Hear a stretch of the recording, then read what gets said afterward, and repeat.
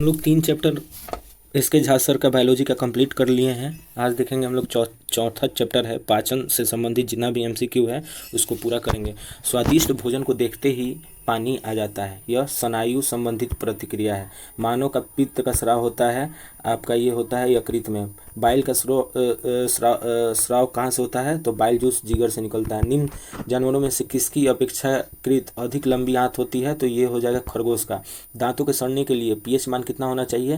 तो 5.5 होना चाहिए। स्वाद का पता लगाने की अभिग्राहक को क्या कहते हैं? तो रसवेदी अभिग्राहक कहते हैं। निम्न में से कौन सा एंजाइम अग्नाशय द्वारा स्रावित होता है? ट्रिप्सिन। मानव शरीर में निम्न में से किसका आकार सबसे बड़ा होता है? यकृत का। मानव शरीर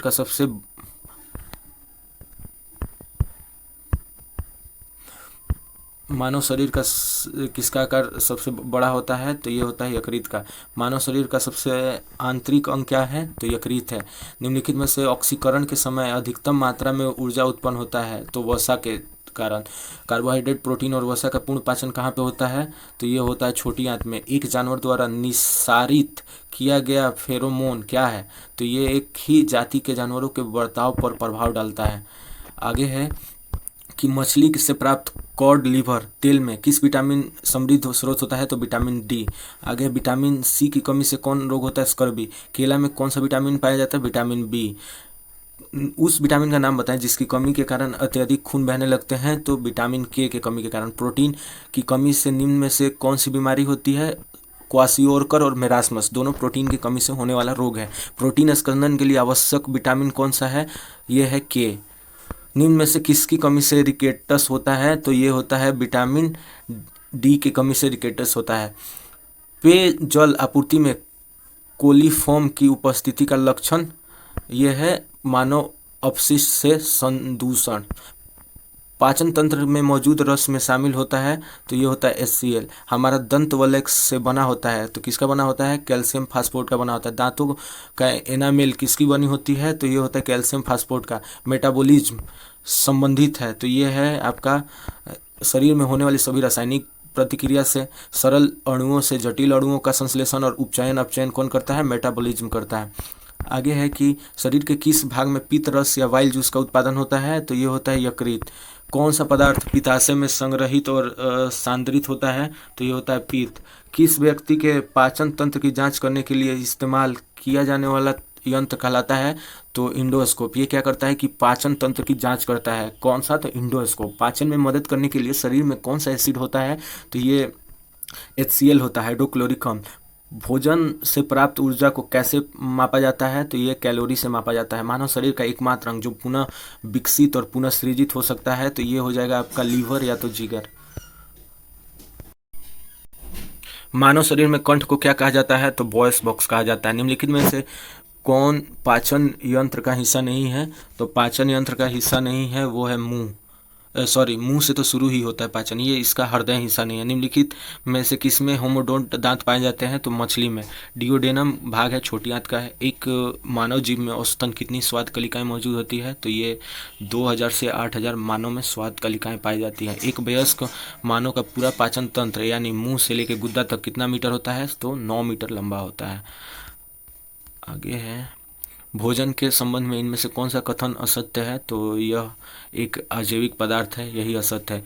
किस क्रिया के द्वारा आहार नली में भोजन जाता है? तो अंतर्ग्रहण। भोजन नली के दीवार के संकुचन और प्रसरण को गति को कहा जाता है? तो क्रमाकुंचन। निम्न में से कौन मानव आहार नली का भाग नहीं है? तो वायु कोशिका जो है मानव आहार नली का भाग नहीं है। लार में कौन सा एंजाइम पाया जाता है? ये एमाइलेज पाया जाता है। एंजाइम टाइलिन में पाया जाता है? तो लार में। टाइलिन हो गया चाहे एमाइलेज हो गया, ये सब पाया जाता है लार में। पाचन के बाद कार्बोहाइड्रेट में परिवर्तन कर दिया जाता है ग्लूकोज को। पित्त के कार्य को कहा जाता है पायसीकरण। अग्नाशयी रस में मौजूद ट्रिप्सिन एंजाइम प्रोटीन को एमिनो एसिड में परिवर्तित कर देता है। जो अग्नाशय में रस होता है वो क्या करता है? ट्रिप्सिन एंजाइम को प्रोटीन को एमिनो एसिड में परिवर्तित कर देता है। पाचन के दौरान पित्त की भूमिका होती है? तो ये वसा का पायसीकरण। मनुष्य के पाचन तंत्र में उत्सर्जित अम्ल को कौन सा होता है, तो ये HCl होता है। पाचन में ये मदद करता है। भोजन के पाचन की प्रक्रिया के दौरान होने वाली ऊर्जा परिवर्तन के दो प्रकार होते हैं, एक है रासायनिक ऊर्जा, एक है ऊष्मा ऊर्जा। ये क्या होता है कि पाचन प्रक्रिया के दौरान होने वाली ऊर्जा परिवर्तन के प्रकार होता है रासायनिक ऊर्जा और ऊष्मा ऊर्जा। आगे है कि खाली स्थान के पचाने के लिए शाकाहारी को लंबी छोटी आंत की आवश्यकता होती है। तो सेलुलोज को पचाने के लिए शाकाहारी को लंबी छोटी आंत की आवश्यकता पड़ती है। मानव में भोजन और हवा के लिए सामान्य मार्ग क्या है, तो ग्रसनी है। यकृत पाचन कार्य करता है। खाली स्थान गर्भाशय में मांसपेशियों के लयबद्ध संकुचन के परिणाम स्वरूप बच्चा पैदा होता है। तो ये गर्भाशय में जो मांसपेशियों के लयबद्ध संकुचन और परिणाम स्वरूप बच्चा पैदा होता है। गले में खाली स्थान छल्ले मौजूद होते हैं, तो उपास्थि होता है। जो गला में होता है उपास्थि होता है। लार ग्रंथि से कौन सा एंजाइम निकलता है, एमाइलेज निकलता है। मानो पाचन तंत्र में खाली स्थान से पित्त रस का स्राव होता है, तो यकृत से पित्त रस निकलता है।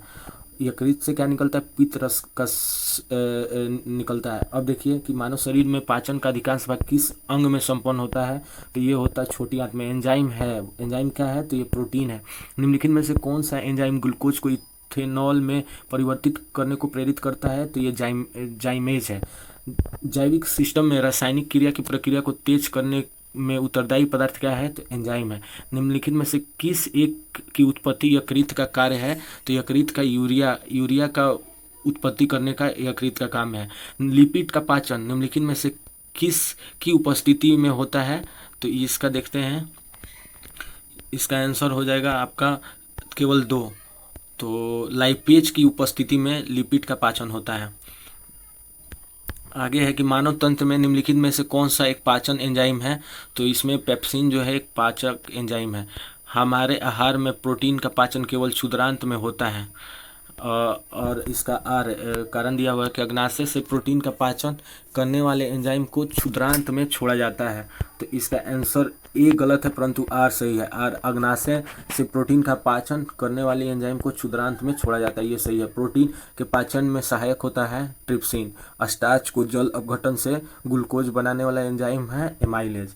मनुष्य में पाचन क्रिया कहाँ पे होता है, तो ये होता है मुख में। दूध प्रोटीन में पचाने वाला एंजाइम क्या है, तो ये है रेनिन।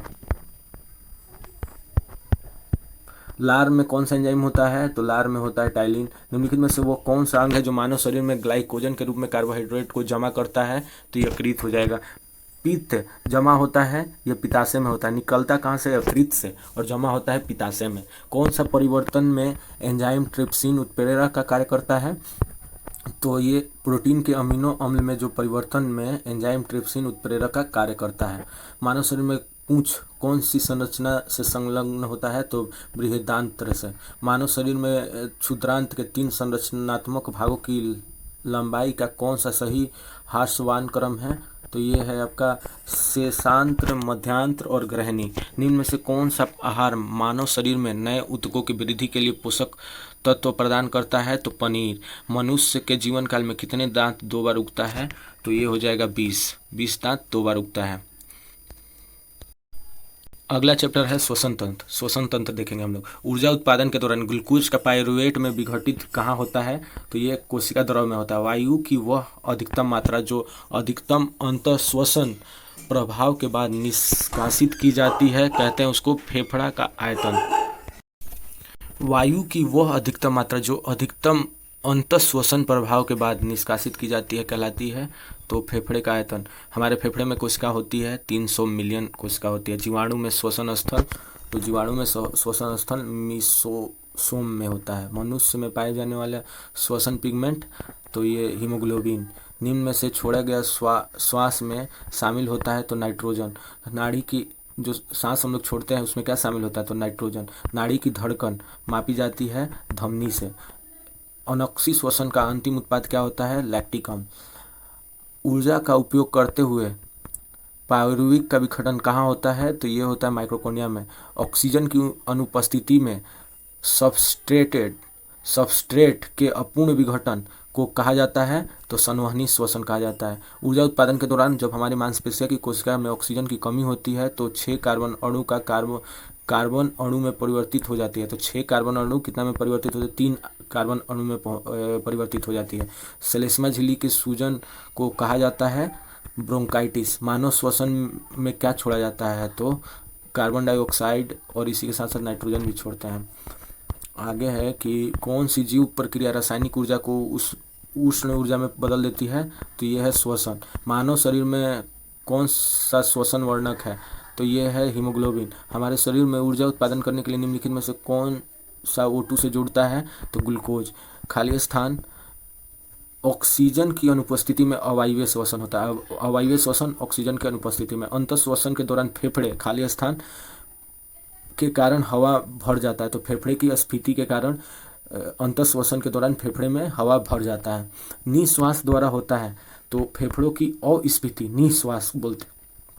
सांस लेने की प्रक्रिया में शामिल है, तो प्रश्वसन और निश्वसन। निश्वसन, प्रश्वसन मतलब सांस लिए, निश्वसन मतलब छोड़ दिए। आगे है यही बोला है, निश्वसन द्वारा होता है तो फेफड़ों की अस्फीति, मतलब जो सांस हम लोग छोड़ दिए वो हो गया अस्फीति। अब जब हम लोग सांस लिए तो फेफड़ा की स्फीति हो गया। आगे है कि बंद खानों में दुर्घटना का कारण क्या है, CO कार्बन मोनोऑक्साइड। ऑक्सीजन की उपस्थिति में ग्लूकोज का कार्बन डाइऑक्साइड एवं जल में ऊर्जा निर्मुक्त होने के साथ पूर्ण रूपांतरण होने को कहते हैं वायवीय श्वसन। हमारी छोड़ी हुई सांस में हवा में CO2 की मात्रा लगभग कितना होती है, तो 4% होती है। कोयला के खानों में प्रमुख प्रदूषक होता है, तो ये होता है SO2। मनुष्य 1 मिनट में कितनी बार सांस लेता है, 16 से 18 बार।